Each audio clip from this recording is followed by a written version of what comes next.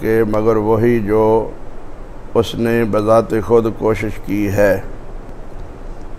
आज के मुख्तसर दर्स में हम कुरान ख़ानी और इसाले सवाब के मौजू पर बात करेंगे। कुरान ख़ानी के ज़रिए किसी भी अपने बड़े को सवाब पहुँचाने के अंदाज़ में जो मुल्क भर में ये अंदाज़ इख्तियार किया गया है, शरई तौर पे इसकी कोई हैसियत नहीं है।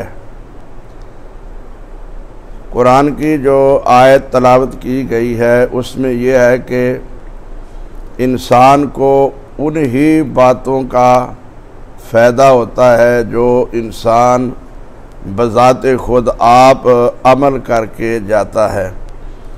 नबी करीम सल्लल्लाहु अलैहि वसल्लम ने फरमाया कि जिस वक़्त इंसान फ़ौत हो जाता है तो उसके फ़ौत होने के बाद उसके तमाम आमाल कट जाते हैं, सिर्फ़ 3 चीज़ों का उसे फ़ायदा होता है, वो उसे होता रहता है। वो तीनों उसकी अपनी हैं, चौथी कोई चीज़ है ही नहीं जिसका उसको उसके मरने के बाद फ़ायदा हो। वो 3 चीज़ें हैं, एक तो है इल्म जो उसने खुद सिखाया पढ़ाया, किसी नू कोई नेक मसला दसिया। दूसरा नेक औलाद है, वो भी उसकी अपनी है। सदका जारिया है, कोई मस्जिद मदरसा, कोई नलका, कोई कुआं, कोई ऐसा काम कर गया है कि जो जब तक रहेगा उसको उसका अजर सवाब होता रहेगा। ये सिर्फ़ 3 चीज़ें हैं, 3 काम है, 3 अंदाज हैं जो नबी करीम सल्लल्लाहु अलैहि वसल्लम ने बयान फरमाए हैं। इनके अलावा चौथा कोई काम है ही नहीं जिसका इंसान को उसके मरने के बाद फ़ायदा हो। ये तीनों काम उसके अपने ज़ाती हैं, इनका उसको फ़ायदा होगा। ये जो एतराज़ भी किया जाता है कि ये जो अहले हदीस हैं, एक तो ये कब्रों पे नहीं जाते, ये भी बहुत बड़ा इल्ज़ाम है, बहतान है, बहुत बड़ा झूठ है। जिस तरह कोई दिन के 12 बजे किसी बिल्ली को कहे कि ये ऊँट है। हम कब्रों की ज़ियारत को बुरा भी नहीं कहते, मना भी नहीं करते, नाजायज़ भी नहीं कहते, बल्कि खुद करते हैं। क्यों? नबी करीम सल्लल्लाहु अलैहि वसल्लम ने फरमाया है कि फ़ज़ूरुल क़ुबूरा फ़इन्नहा तुज़क्किरुल मौत, कब्रों की ज़ियारत किया करो, ज़ियारत करने से मौत याद आती है। एक याद बात रखना कि कब्रों की ज़ियारत, कबूर कब्र की जमा है, जहाँ बहुत सारी कब्रें हों और वहाँ जाने से इंसान को इबरत हासिल हो कि ये इतनी बड़ी शख्सियत थी, ये इतनी बड़ी शख्सियतें थीं। ये भी कभी इन महल्लों में, गलियों में, मकानों में, बिल्डिंगों में, कारखानों में, फैक्ट्रियों में बसा करते थे। आज ये यहाँ पड़े हुए हैं, इनका कोई पुरसाने हाल नहीं है, कोई पूछने वाला नहीं, ना कोई औलाद, ना कोई माँ बाप, ना भाई, ना फैक्ट्री, ना कारखाना, ना दुकान, ना कारोबार, कोई भी काम नहीं आएगा। सिर्फ इंसान के अपने आमाल ही जो होंगे वही काम आएंगे। तो फरमाया कि कब्रों की, कबूर कब्र की जमा, बहुत सारी कब्रें जहाँ हो वहाँ जाएं इबरत हासिल करने के लिए। आज जो लोग गाड़ियाँ भर भर कर जाते हैं ना एक कब्र पर, मिज़ार पर, सुल्तान बाहू जा रहे हैं, दाता साहब जा रहे हैं, ईरान जा रहे हैं, गोरडे जा रहे हैं, गुजरात जा रहे हैं, वो कब्र एक होती है। इन तमाम से रसूलुल्लाह सल्लल्लाहु अलैहि वसल्लम ने मना फरमाया है। तो सफ़र सिर्फ 3 जगहों का हो सकता है ज़ियारत के लिए, मस्जिद अक्सा का, मस्जिद नबवी का और मस्जिद हराम बैतुल्लाह का। ये तीनों मस्जिदें हैं, मस्जिदों की ज़ियारत के लिए जा सकते, ये तीनों मस्जिदें हैं। किसी मिज़ार की ज़ियारत के लिए नहीं जा सकते, ये गलत है। तो हम किसी भी इसाले सवाब का इनकार नहीं करते, जिसका हम इनकार करते हैं वो इसाले सवाब है ही नहीं। लोग कब्रों के ऊपर जाकर कुरान खानी करते हैं। बाज़ औरतें होती हैं अपनी बच्चों को ले जाकर कब्रों के अंदर सपारे पढ़ाते हैं, कोई यासीन पढ़ता है, कोई सूरह बकरा पढ़ता है। तो ये याद रखें, नबी करीम सल्लल्लाहु अलैहि वसल्लम ने फरमाया है कि घरों में कुरान पढ़ा करो, घरों में कुरान पढ़ा करो, घरों को कब्रें ना बनाओ, घरों को कब्रें ना बनाओ। इसका क्या मतलब है कि कब्रों में कुरान नहीं पढ़ा जाता। घरों को कुरान की जीनत बनाओ, कब्रें ना बनाओ। क्या मतलब है कि कब्रों में कुरान नहीं पढ़ा जाता। ये जो लोगों ने अंदाज बनाया ना, कोई बकरा पढ़ता है, कोई यासीन पढ़ता है, कोई चारे कुल पढ़ता है, या मरने वालों को दफन करने के बाद कोई सराहने के खड़ा हो जाता है, कोई बंदी खड़ा हो जाता है और फिर दोनों पढ़ते हैं, ये भी अल्लाह के रसूल से कोई साबित नहीं है।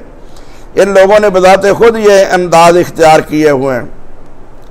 तो अहले हदीस कब्रों की ज़ियारत से नहीं रोकते, मना नहीं करते, कब्रों की तजारत से मना करते हैं। तजारत क्या है?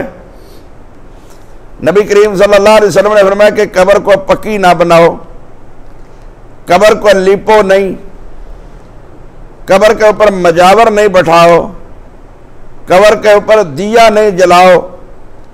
तो ये तमाम काम वहाँ किए जाते हैं। पक्की भी बनाई जाती है, दिया भी जलाया जाता है, मजावर भी बैठाया जाता है, उसे लिपा भी जाता है। तो जिन चीज़ों से नबी करीम सल्लल्लाहु अलैहि वसल्लम ने मना फरमाया है, ये तमाम वही काम करते हैं। नबी करीम सल्लल्लाहु अलैहि वसल्लम की सरीहन नाफरमानी है। आशिक रसूल होना, अहले सुन्नत कहलाना, मुहिब्बे रसूल भी कहलाना और फिर करनी नबी करीम सल्लल्लाहु अलैहि वसल्लम की नाफरमानी, तो मेरे भाइयों ये बात दुरुस्त नहीं है। आज हमारे भाई, हमारी बहनें बहुत सारी कब्रों में जाकर कुरान की तलावत करते हैं, कारियों को साथ ले जाते हैं, बच्चों को साथ ले जाते हैं। ये बिदात है। कब्रों के अंदर कुरान का कोई हिस्सा भी बतौर तलावत के नहीं किया जा सकता। मोहम्मद सल्लल्लाहु अलैहि वसल्लम ने फरमाया है कि घरों के अंदर कुरान पढ़ा करो, घरों को कब्रें ना बनाओ, जिससे साबित होता है कि कब्रों के अंदर कुरान नहीं। सहाबा में से किसी ने भी कब्र के ऊपर जाकर कुरान का कोई हिस्सा भी नहीं पढ़ा। हम इसाले सवाब के मुनकर नहीं हैं, लेकिन ये इसाले सवाब है नहीं है। वो मैंने पहले हदीस बयान कर दी है कि इसाले सवाब इंसान को उसके अपने अमाल का पहुंचता है, किसी दूसरे आदमी का नहीं, तीसरे आदमी का नहीं है। तो कब्रें हम उनका एहतराम करते हैं, कब्रों को सजदा हराम, लेकिन उनका अदबो एहतराम बहाल है।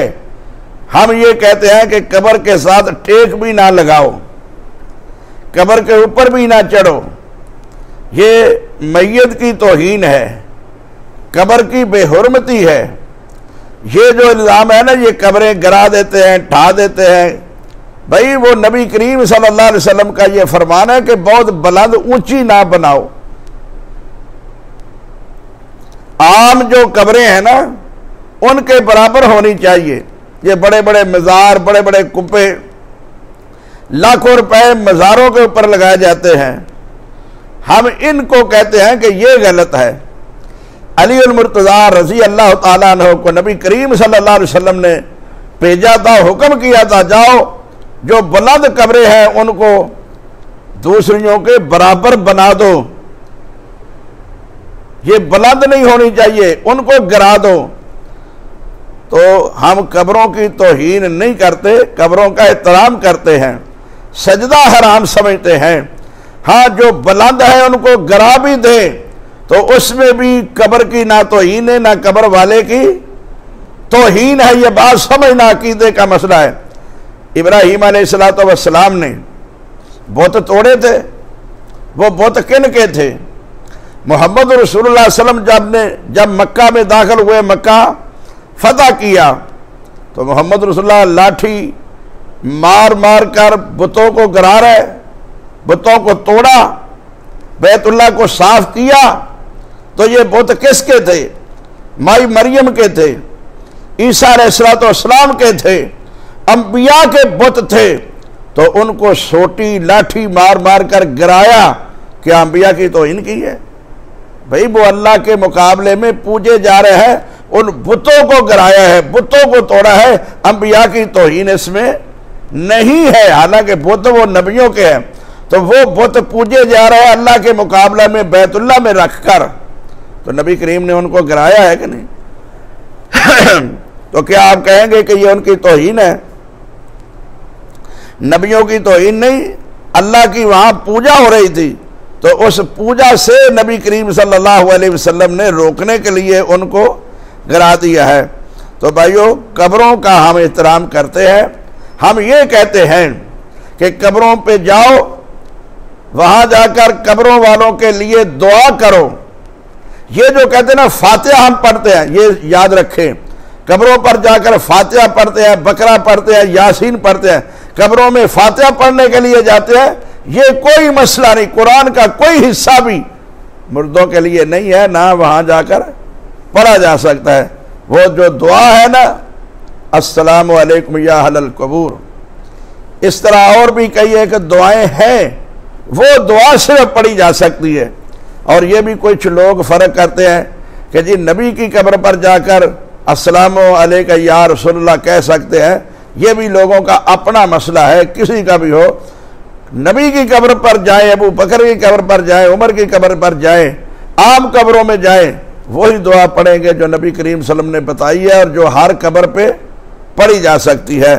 तो ये आज का दरस इसलिए बयान किया गया है कि बहुत सारे लोग ऐसे भी हैं जो ये कहते हैं जी ये इसाले सवाब के मुनकर हैं। हम इसाले सवाब के मुनकर नहीं हैं, हम तरीक़ाकार के मुनकर हैं। इसाले सवाब जो है उसका इनकार नहीं, जिसका इनकार है वो इसाले सवाब ही नहीं है। आखिर दावाना अल्हम्दुलिल्लाहि रब्बिल आलमीन।